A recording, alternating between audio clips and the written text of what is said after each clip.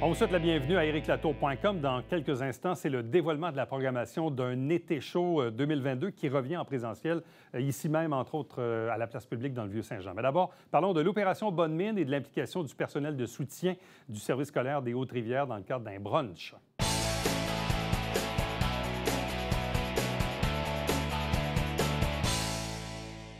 À mettre à vos agendas, le dimanche de la Fête des Pères, dimanche le 19 juin, dans la salle des Chevaliers de Colomb du côté d'Iberville, un brunch organisé par le personnel de soutien des Hautes-Rivières au profit de l'opération Bonne Mine. Deux invités pour en parler. D'abord, le président du syndicat du personnel de soutien des Hautes-Rivières, Jacques Lancio. Bonjour à vous. Bonjour, M. Latour. Accompagné de Mélanie Dufresne, conseillère municipale, mais également présidente d'honneur de cet événement. Bonjour et bienvenue. Bonjour. Bon, tout d'abord, expliquons, qu'est-ce que c'est que le personnel de soutien du Centre de service scolaire des Hautes-Rivières? Le personnel de soutien, c'est 81 métiers différents. On a 1200 membres. Donc, c'est quand même un gros syndicat, là. Ça représente, si je peux donner des exemples, là, secrétaire d'école, concierge, technicien en éducation spécialisée, les gens qui travaillent dans les services de garde, techniciens en transport scolaire, en loisirs et ainsi de suite. Autrement dit, c'est tout le monde sauf les profs. Oui, ou à peu près. Parce qu'en gros, c'est ça, dans le fond. Ouais. Souvent, on dit encore la commission scolaire, mais il faut dire le centre de service scolaire. En gros, il y a un syndicat de profs, puis il y a vous autres, le personnel de soutien. Oui, puis il y a le syndicat des professionnels aussi, qui est une autre Qui entité. est une autre entité. Mais c'est Ouais. quand même 1200 membres. Donc, Oui. c'est un gros morceau dans la collectivité du territoire des Hautes-Rivières. Tout à fait. Et on comprend que l'opération Bonne Mine, ça le dit, là, et c'est connu un peu dans la région. Entre autres, on ramasse des sous, on achète des sacs à dos avec des effets scolaires qu'on va donner aux enfants qui en ont le besoin. Donc, on comprend le lien entre le monde scolaire et votre propre syndicat. Qu'est-ce qui fait que vous avez décidé de vous impliquer dans cette cause-là cette année? Bien, il y a 11 ans, on avait été approché par M. Raymond Varin. Oui. M. Varin peut se montrer convaincant, mais il n'y a pas eu à nous convaincre bien fort, là. Donc, il nous a présenté le projet. On a décidé d'embarquer parce que plusieurs de nos membres là, travaillent en étroite collaboration là, avec les familles qui peuvent avoir des difficultés ou les enfants qui ont, ou les adolescents là, qui ont des difficultés scolaires. Donc, pour nous, là, ça allait de soi de s'impliquer pour tenter là, d'aider cet organisme-là qui vient en aide à plusieurs là, familles, plusieurs adolescents là, dans la région, dans le centre de service scolaire des Hautes-Rivières. Bon, qu'est-ce qui fait que vous avez approché Mélanie Dufresne? Bien, Mélanie, son implication dans le centre-ville, j'ai pas besoin de vous cacher qu'il y a beaucoup de, disons, de sacs qui sont distribués là, dans le centre-ville. J'ai approché Mélanie il y a peut-être 7-8 ans, je dirais. J'y ai parlé du projet. Elle a décidé d'embarquer avec nous. Donc, depuis ce temps-là, on travaille en étroite collaboration ensemble là, pour cet événement-là. Bon. Jacques Lanceau le disait il y a quelques secondes, c'est sûr que dans la clientèle qui bénéficie de l'opération Bonne Mine, il y en a une bonne partie qui provient du secteur du Vieux-Saint-Jean, Vieux-Iberville. Évidemment, les vieux secteurs sont plus propices, disons, à la pauvreté. C'est un état de fait. Je veux dire, on n'invente rien comme tel. Puis probablement, même dans le porte-à-porte qu'on fait aux 4 ans dans les élections, on la côtoie davantage, cette pauvreté-là. On la courtoie davantage. Mais ce que je vous dirais aussi, c'est que je l'affectionne particulièrement parce que tantôt, M. Lanceau parlait de M. Varin, qui était très rassembleur. À l'époque, je travaillais au Centre d'action bénévole d'Iberville. Donc, le Centre d'action bénévole d'Iberville, comme la Saint-Vincent-de-Paul, sont bénéficiaires de ces sacs-là, tout autant que l'Étoile, la pédiatrie sociale aussi l'est et d'autres organismes. Donc, ce sont des organisations aussi qui sont dans mon secteur. Dans le porte-à-porte, j'en vois des gens qui ont des difficultés, qui ont ces besoins-là. Mais plus encore, les organismes aussi qui s'occupent de cette clientèle-là, c'est eux, à la base, qui reçoivent les sacs d'école et qui les redistribuent, puis plus large que juste mon district. Est-ce qu'on est à même de mesurer l'effet ou l'impact qu'ont ces sacs d'effets scolaires auprès de ces enfants-là? Bien, nous, on le sait par l'entremise de nos membres qui travaillent dans les écoles, là. Ce qui est bien aussi avec cet organisme-là, c'est que les sacs ne sont pas nécessairement identifiés. Ouais.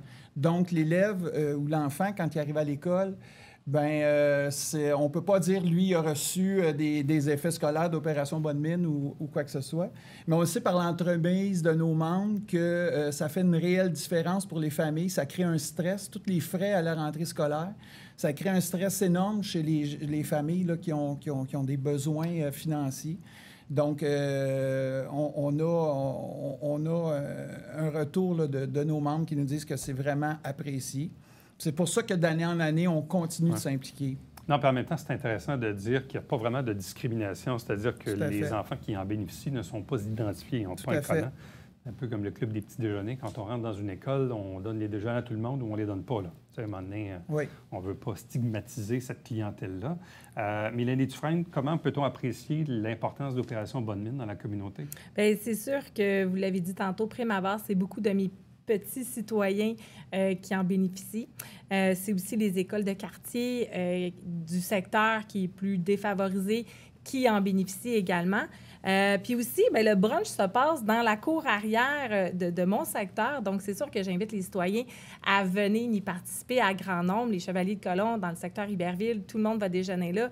Mais plus encore, à la fête des pères, là, faites-en un événement avec vos familles parce que c'est pour une excellente cause. Est-ce que c'est la première fois que vous organisez un brunch pour cette cause-là? Non, c'est la 9e édition. 9e édition. Les 2 dernières années, on n'a pas pu présenter. Ouais. Par contre, on a quand même ramassé des sous pour la cause. Donc, on a des syndicats de la CSN qui ont participé. On a le Centre de services scolaires qui ont participé aussi financièrement.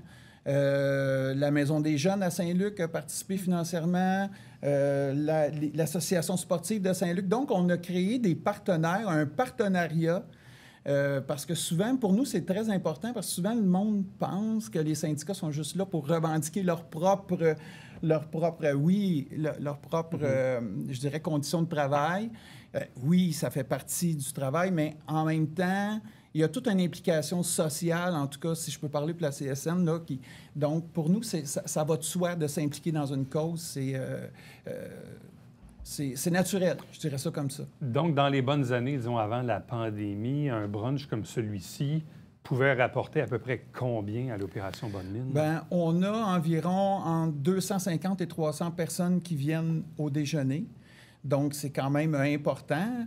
Et on remet, là, je dirais, les premières années, c'était plus autour du 2000, 2500 qu'on remettait. Là, on frôle plus le 4000, 4500 là, qu'on remet à Opération Bonne Mine, qui, eux, bien, ça vient gonfler là, leur cagnotte. Je veux dire ça comme ça. Mine de rien, avec un 4-5 000, tu peux facilement acheter quand même pas mal de sacs. Oui, il y a le volet, si vous me permettez, il y a le volet sac d'école, il y a le volet persévérance scolaire, puis il y a le volet aussi projet. Il y a des projets qui sont initiés dans les écoles, puis c'est Opération Bonne Mine qui les finance, pour dire ça comme ça. Il y a eu des projets extraordinaires que les employés de soutien ont mis sur pied pour les élèves dans différentes communautés. Je peux donner comme exemple, il y avait à Marieville une émission de radio qui était faite à l'école Crevier. C'est un de nos membres là, qui a initié ce projet-là. C'était très, très rassembleur pour l'école, pour les jeunes, parce qu'ils travaillent différents... ils ont travaillé différents... donc, le français, les mathématiques, toutes sortes d'aspects comme ça. Donc, c'est très, très important. On disait tantôt, oui, peut-être majoritairement, la clientèle visée est celle du Vieux-Saint-Jean, Vieux-Iberville, mais de façon plus élargie, parce qu'on parle quand même du territoire des Hautes-Rivières. Tout à fait. Il peut y avoir des poches de pauvreté, il peut y en avoir à Marieville, il peut y en avoir à Saint-Césaire, il peut y en avoir même à Saint-Luc, à la limite. Je veux dire, il n'y a pas... Oui, on dit souvent le centre-ville, oui, c'est vrai, mais c'est plus élargi que ça, Mélanie Dufresne. Oui, puis... Moi, je vous donnerais à titre d'exemple, par exemple, ils ont revapé le gymnase à l'école Notre-Dame du Sacré-Cœur au centre-ville de Saint-Jean il y a peut-être 3 ans. Donc, ça aussi, ça en fait partie de ce que Opération Bonne Mine est capable de faire pour nos écoles de quartier, écoles de quartier ici, mais pour la grande population des Hautes-Rivières. Et le territoire du centre de service scolaire des Hautes-Rivières, c'est Lacolle, c'est Noyant, c'est Clarenceville, c'est Saint-Sébastien, Sabrevois, Saint-Alexandre, Saint-Blaise. Et là aussi, il y en a de la pauvreté. Bon, évidemment, les populations sont plus petites, c'est des plus petits villages, mais elle est là aussi, donc, puis votre territoire est là-dessus. Oui, le territoire est là-dessus. J'étais justement à la relance tantôt et j'étais avec Yvan. À la relance, tantôt, bien, Opération Bonne Mine a remis là, justement des bourses pour la persévérance scolaire pour les élèves qui sont là-bas. Puis justement, on me parlait d'une municipalité, d'un petit village où Opération Bonne Mine veut faire un projet particulier parce qu'il y a beaucoup de besoins.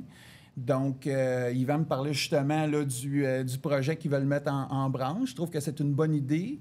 Fait que évidemment, c'est pas juste concentré, comme vous le dites, là, dans Saint-Jean, c'est à la grandeur du territoire qu'il peut y avoir du besoin. Bon. Donc, l'événement est dimanche de la fête des Pères, donc dimanche 19 juin, 10 h le matin? 9 h à 13 h. 9-13. Oui. Donc, de 9 h à 13 h, ça coûte combien? Ça coûte pour les adultes 13 ans et plus, c'est 13 $. C'est 6 $ pour les 6 ans, 12 ans. Puis en bas de 6 ans, c'est gratuit. Puis je dois dire que sur chaque billet vendu pour les adultes, il y a 5,50 $ qui est remis directement à Opération Bonne Mine, à la cause. Donc, les Chevaliers de Colomb sont d'excellents partenaires, je dois le dire. Là, leur implication sociale dans le coin, là, c'est vraiment bien. Donc, puis tout l'argent qui est remis à Opération Bonne Mine, il n'y a aucun frais d'administration.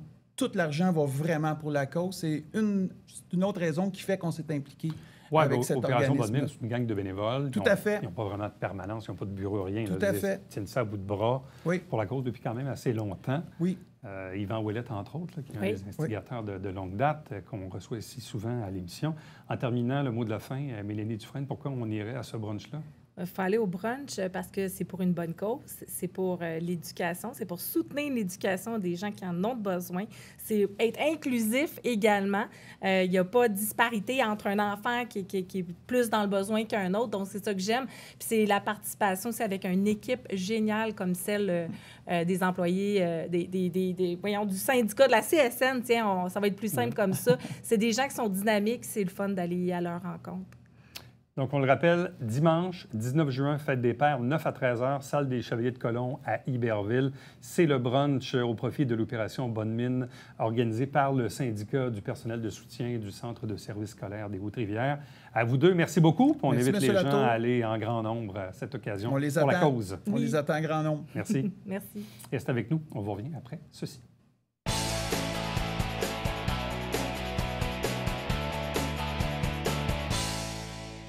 Mesdames et messieurs, bon matin et bienvenue à votre télébingo sur les ondes de télévision du Haut-Richelieu. Vous aimeriez jouer au bingo dans le confort de votre foyer? C'est possible. Tous les dimanches matins, 9h30, à la télévision du Haut-Richelieu, maintenant en haute définition au 609. Pour vous procurer les livrets du télébingo, c'est facile. Consultez la liste de nos 30 dépositaires au www.tvhr9.com.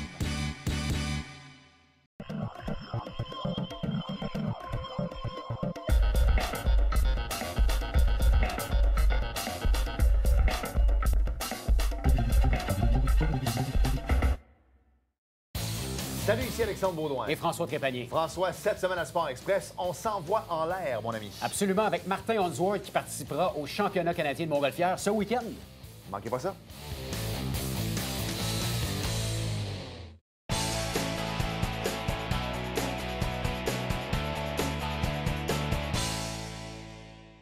L'événementiel, les spectacles, tout ça est un peu de retour partout au Québec et notamment ici à Saint-Jean-sur-Richelieu. C'est le retour de plusieurs événements, l'International de Montgolfière, la boum de l'été, la fin du mois d'août, Fête nationale, Fête du Canada et bien sûr, durant l'été, l'été chaud organisé par la Société de développement Vieux-Saint-Jean avec plusieurs spectacles, entre autres à la place publique. Deux invités pour en parler. La directrice générale de la Société, Catherine Hamel. Bonjour. Bonjour. Accompagnée de Lauriane Pétrin, qui est coordonnatrice événements. Bonjour et bienvenue. Bonjour, merci.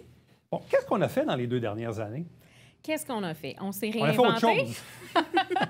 Oui, on s'est réinventé. C'est certain que nous, les énergies ont été mis beaucoup à mettre de l'ambiance dans le Vieux-Saint-Jean. Donc, c'était déjà quelque chose qu'on faisait. Là, on ne pouvait plus le faire avec les spectacles. Alors, dans les 2 dernières années, on a fait l'Oasis, donc les espaces éphémères là, à différentes saisons de l'année. Et l'an dernier, à la dernière minute, on a organisé une série de spectacles là, les jeudis et les vendredis avec des contraintes là, pour l'accessibilité, la promotion, ainsi de suite. Et là, cette année, bien, tout repart. On a l'animation ambulante aussi qu'on a faite l'année passée, qui était quelque chose qui pouvait se produire parce qu'il n'y avait pas nécessairement de rassemblement, ça ne générait pas de rassemblement ou d'inscription. Pour l'été qui s'en vient, l'été 2022, est-ce qu'on peut dire que l'été chaud va ressembler un peu à la formule qu'on connaissait en 2019 et les années précédentes? Dans le format, oui, ça va ressembler beaucoup là, à quelques détails près. Là, certaines journées qu'on avait des spectacles habituellement qu'on n'en a pas ou qui sont dans un autre parc. Donc, côté quantité, je dirais c'est quand même comparable. Par contre, au niveau des séries de spectacles, bien, on a des nouveautés puis on a des classiques qui reviennent. Bon, là, on a procédé au lancement de tout ça. L'été chaud va se tenir du 4 juillet jusqu'au 28 août. 28 août étant le dernier week-end avec la boum de l'été qui revient également. Donc, la programmation, vous la subdivisez de quelle façon? Par thématique? Parce que parfois, on avait des soirées dansantes, on avait, je ne sais pas, des soirées de jazz, rock, même du karaoké. Bref, comment c'est subdivisé, là, ces 2 mois de spectacle? En fait, c'est vraiment ça. Je passerai la parole à Lauriane qui a travaillé là-dessus pour nous concocter une belle formule. Lauriane. Oui, donc c'est encore séparé en différentes séries. On a les séries classiques, évidemment, le lundi Origine Yoga, présenté par Sport Expert. On a des cinémas en plein air qui reviennent, présentés par Tremcar. On a aussi les jeudis festifs, évidemment, les spectacles à la place publique, présentés par Formica. Ouais. Et évidemment, ça, c'est les classiques qui reviennent. On a des nouveautés. Donc, tous les samedis du mois de juillet, on va avoir des spectacles d'humour. Donc, à la place publique, encore une fois. On va avoir des samedis après-midi culturels, donc présentés par différents musées et certains commerces du Vieux-Saint-Jean aussi. Et on va avoir encore l'animation ambulante, une série qui revient de l'an dernier, ainsi que des dimanches après-midi, des démonstrations artistiques. Donc, on parle plus d'artistes peintres, sculpteurs, artistes de bijoux. Pour l'instant, c'est nos nouveautés. Est-ce que majoritairement, on est à la place publique ou si on va aussi dans le parc des Éclusiers, Honoré-Mercier à Iberville ou même celui en arrière du Palais de justice, est-ce qu'on se diversifie aussi? En fait, inspiré peut-être un peu de la réalité qu'on a vécue dans les derniers mois, dans la dernière année, on se promène. Donc, il y a le parc des Éclusiers qui est très vivant. C'est sûr qu'au niveau spectacle, là, ça se passe beaucoup à la place publique. Même s'il y a des travaux, nous, c'est là qu'on va être, puis la place publique va toujours être accessible. C'est certain que le domaine Trinity du côté d'Iberville, c'est un endroit là, qui a pris un peu plus de place. Puis, on a des séries qui vont se dérouler là, une programmation plus culturelle. Et puis, tu sais, il y a ce que nous, on organise au niveau de la Société de développement, mais c'est certain qu'on collabore avec différentes organisations, sans oublier, exemple, la Ville de Saint-Jean qui organise une série culturelle cette année. Donc, il y en a vraiment un peu partout. Cinéma plein air, on a le parc ici du côté de la place du Quai qui est quand même un espace gazonné auquel on a accès. Fait qu'il y a certaines soirées. Oui, exactement. Entre le Nautique et la place du Quai. Exact. Ouais. Il va y avoir un des cinémas plein air qui va être à cet endroit-là dans le week-end de la boum de l'été. On a un petit clin d'œil qui va se passer du côté du parc Goyette. On essaie ça cette année. Mais lui, il va être un petit peu en dehors de l'été chaud. Là, c'est au mois de septembre. Mais quand même, ça fait partie de notre animation estivale. Donc, on comprend que la programmation va se promener un peu partout, que la portion spectacle, elle, oui, majoritairement, se tient à la place publique où l'infrastructure est probablement plus facile ou accessible pour ce genre de présentation. Oui. Qu'est-ce qu'on a, Lauriane, comme nom connu peut-être d'artistes en cours d'été ou des artistes émergents, je pourrais dire? On est beaucoup dans l'émergence. Oui, c'est ça. Beaucoup quand même dans l'émergence. Des gens qui... En fait, on a une programmation qui touche beaucoup les Joannais. Donc, on a des bands locaux. qui n'ont pas... Parce qu'en fait, c'est ça aussi la réalité. Dans les 2 dernières années, là, on a beaucoup de nos artistes locaux qui n'ont pas pu se mettre en valeur, qui n'ont pas pu dévoiler. Tu sais, je pense à notre lancement avec Bill Boquet qui vient faire le lancement de son tout premier album. Bien, ça, là, ils ont travaillé là-dessus, puis ça fait un petit bout là, qu'ils veulent présenter quelque chose, mais ils sont limités. Fait qu'on a mis beaucoup l'emphase sur ça. Il y a pour le show de clôture, justement, on a parlé là, dans le week-end de la boum de l'été, qui est le dernier week-end de l'été chaud. On va avoir un invité surprise qui va peut-être être un nom un petit peu plus connu, mais on se garde la surprise pour au cours de l'été. Bon, je vois entre autres que vous avez le 14 juillet Megan Oak ou Megan Shane pour les gens de Gatineau, qui est une jeune fille qui avait fait aussi La Voix. Oui. Donc ça, c'est un des exemples que je vois là, rapidement sur la feuille, mais on comprend que c'est un bon point. Pendant la pandémie, on a parlé beaucoup des artistes établis qui, malheureusement, ont dû annuler des spectacles, mais on n'a pas beaucoup pensé aux artistes de la relève qui, normalement, année après année, poussent. Et là, dans le fond, on a eu 2 ans où ils n'ont pas eu vraiment de visibilité pour se faire connaître. Exact. Puis l'été chaud sert à ça aussi. Oui, puis l'été chaud aussi, c'est de mettre de l'ambiance dans notre centre-ville. Donc, il y a des gens qui vont venir à un spectacle, qui vont assister à 20 minutes de la prestation, même si c'est des prestations de 75 minutes. Donc, on n'a pas engagé la formule d'un spectacle avec un nom, puis que les gens se déplacent exactement juste pour ce nom-là, venir voir le spectacle. Ouais. Le but, c'est d'avoir une ambiance en permanence. Est-ce qu'on sait à peu près combien ça vous fait d'événements ou de spectacles durant l'été? Oui, ça fait un peu plus de 50 activités au total. 50 activités sur 2 mois? Oui. C'est presque un par jour, ça? Ou presque ou pas loin? Oui. En fait, il y a des journées qu'il n'y en a pas, puis il y a des journées qu'il y en a 3. Bon, il y a tout le temps cette fameuse question, en cas de mauvais temps, avez-vous des plans BCD ou pas vraiment? On annule pourquoi? Quand il y a des vents, des orages et tout ça. C'est quoi la marge de manœuvre que vous laissez là-dessus, Lauriane? C'est certain que la majorité du temps, ça va être malheureusement annulé. Certains points affichés sur le dépliant, là, on a des plans B. Donc, à certains moments, on a la possibilité d'aller à la boîte, qui est sur la rue Jacques-Cartier. Saint-Jacques. Désolée. Et c'est ça, pour certains, mais la majorité du temps... Vous avez quelques plans B avec la boîte. En fait, tantôt, tu nommais les gros noms. On a notre premier spectacle d'humour, qui est une soirée d'improvisation avec le Punch Club. Donc, ça, c'est vraiment un regroupement d'artistes qui sont quand même connus, mais on a toujours la surprise de qui va être là cette soirée-là. Tu sais, dans le Punch Club, on a, exemple, Réal Bossé qui en fait partie. Il y a quand même une couple de noms bien connus là, dans les jeux d'improvisation. C'est une soirée, ça, qui est un petit peu de plus grande envergure, donc on a un plan B à la boîte. Puis, je crois, à la fin du mois d'août, on a Fred Tremblay, donc quand même un nom un peu plus connu aussi, qu'on a un plan B à la boîte pour lui. Là, c'est le retour aussi de la vente trottoir Oui. du 6 au 10 juillet. Est-ce qu'il y a beaucoup de commerçants qui veulent participer à ça? Bien, en fait, on est dans les inscriptions en ce moment. Il reste encore une semaine, puis on a au moins plus d'une dizaine de commerçants qui se sont inscrits. Donc, c'est certain qu'on va en avoir sur la rue Richelieu. On en a aussi sur Saint-Jacques. Donc, oui, c'est reparti. OK. Une question aussi qui est arrivée un peu pendant la pandémie, où la Ville a permis, dans certains espaces publics, de pouvoir consommer de l'alcool. Est-ce que cette réglementation-là est encore en vigueur? Oui, est-ce qu'elle s'applique aux endroits où vous avez des événements? En fait, elle a été remise en application. Je ne pourrais pas vous confirmer dans quel parc. Je sais qu'il y a Ronald Beauregard et j'hésite entre la place publique ou la place du Quai. Mais oui, dans certains parcs, c'est reconduit avec, bien sûr, achat de nourriture quand on mange. Là. OK. Bon, revenons à la place publique, parce que, tu sais, on disait tantôt, il y a le cinéma en plein air, bien, pas juste la place publique, mais le cinéma en plein air, le yoga. Il y avait encore aussi de la danse le vendredi soir. C'est pas vraiment organisé par vous, mais bref, ça fait partie des événements dans le centre-ville aussi. Oui, on a la salsa le vendredi soir qui revient. Puis aussi, le vendredi soir, une nouvelle série qui va se dérouler un peu partout dans le Vieux-Saint-Jean. Donc, ça va être des endroits surprises, un nouveau trajet pour des shows de balcon.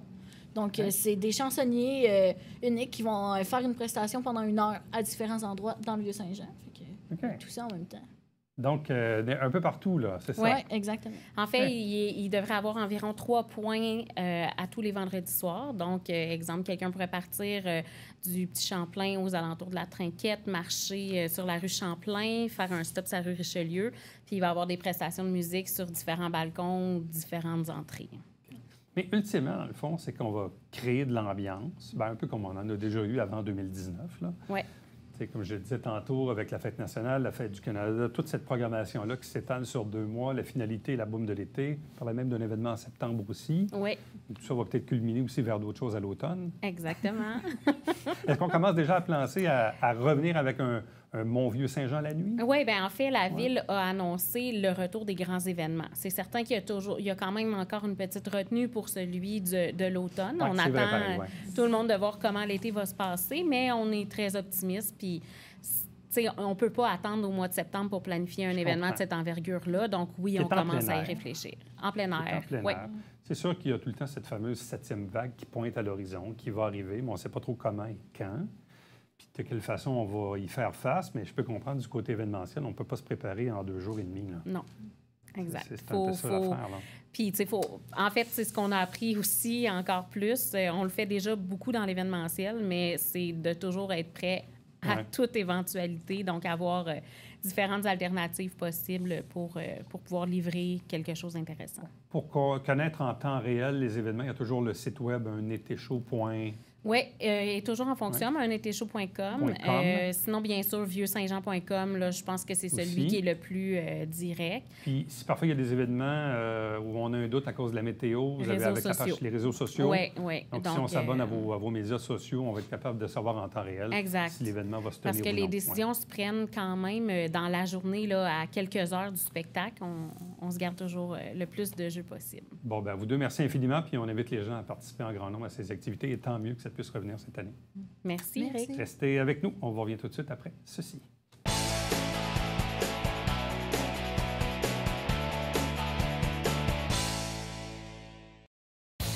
Salut, ici Alexandre Baudouin. Et François Trépanier. François, cette semaine à Sport Express, on s'envoie en l'air, mon ami. Absolument, avec Martin Onsworth qui participera au championnat canadien de montgolfière ce week-end. Manquez pas ça.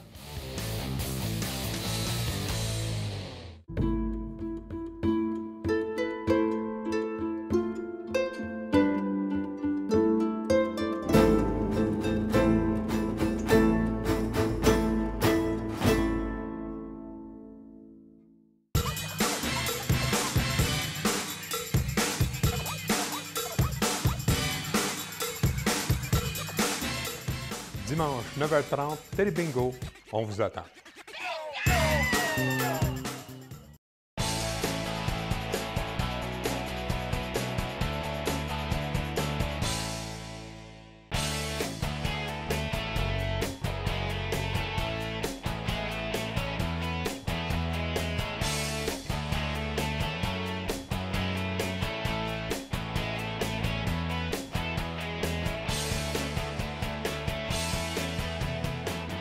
La prochaine collecte de sang sur le territoire va se tenir le jeudi 23 juin, donc la veille de la Fête nationale. C'est présidé par le maire de Venise en Québec et vous aurez compris que c'est à Venise en Québec. Si vous désirez y participer, ça se fait évidemment par inscription. Vous allez tout simplement sur le site Internet de Emma Québec. À demain.